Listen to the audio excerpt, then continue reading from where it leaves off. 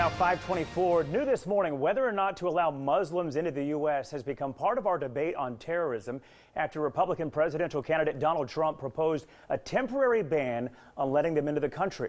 Our congressional correspondent Alex Schuman introduces us to one of the two Muslims elected to Congress. Disagreement and strong beliefs are part of the oxygen in Washington, D.C.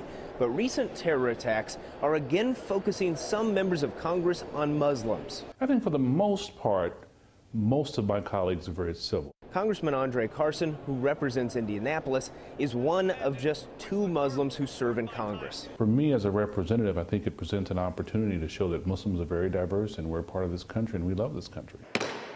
The House will be in order. Pew Research surveyed Congress and in January showed 91.8% of the members call themselves Christian, while no other religion has more than 2%. We are not talking about isolation. We're talking about security. We're not talking about religion. We're talking about security.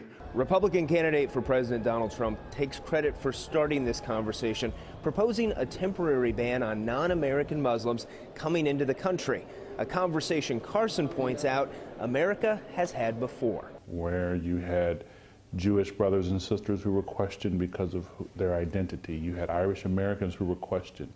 You had Japanese Americans who have been questioned. Carson says the best thing he thinks he can do to change people's minds about Muslims is to work hard at being a good congressman. I hope to make them proud, and I think we're doing a good job. The second member of Congress that identifies himself as Muslim is Representative Keith Ellison from Minnesota. In Washington, congressional correspondent Alex Schuman.